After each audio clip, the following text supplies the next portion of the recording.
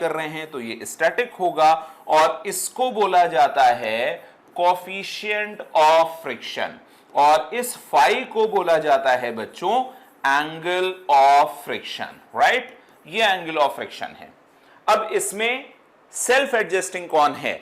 Normal reaction as it is रहेगी, कोई change नहीं आ रहा है। यहां पर जो एफ मैक्स है इसमें कोई चेंज नहीं आ रहा है, एफ एस मैक्स की वैल्यू म्यू इंटू एन रहने वाली है, राइट? लेकिन अगर आप इस फोर्स को चेंज करते हैं, मान लीजिए आपने कोई भी फोर्स नहीं लगाया, एफ अप्लाइड 0 है, तो यहां फ्रिक्शन फोर्स जो स्टैटिक फ्रिक्शन है इसकी वैल्यू भी 0 होगी।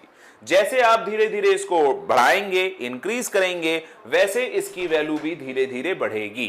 तो अगर आपसे पूछा जाए कि कांटेक्ट फोर्स, ध्यान रखिएगा नॉर्मल कांटेक्ट अलग है, टोटल कांटेक्ट अलग है। बच्चों फिर से मैं बता रहा हूं, ये नॉर्मल कांटेक्ट कहलाएगा, ये टेंजेंशियल कांटेक्ट कहलाएगा, ये नेट कांटेक्ट फोर्स कहलाएगा जिसको आप एफसी कह रहे होंगे। This is the net contact force.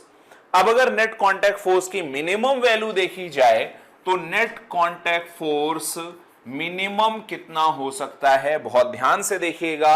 अगर हम नेट कांटेक्ट फोर्स की मिनिमम वैल्यू देखें, क्योंकि ये कांस्टेंट है, ये वेरिएबल है, इसकी मिनिमम वैल्यू देखेंगे तो ये 0 होगी, यानी ये मिनिमम हो सकता है n।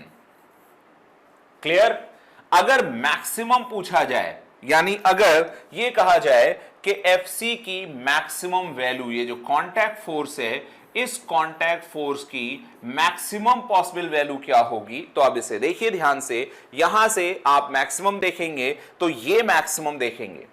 अब इसको मैक्सिमम है म्यू इंटू एन, तो यहां पे आप म्यू इंटू एन रखेंगे, स्क्वायर है तो एन स्क्वायर को अगर कॉमन ले लें तो ये आ जाएगा root of 1 plus mu square.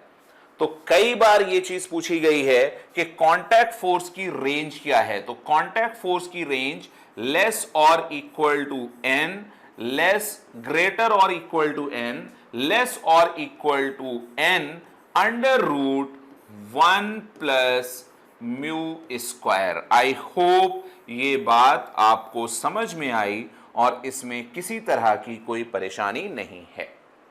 Are you getting my point और नॉट? ये बात समझ में आ गई?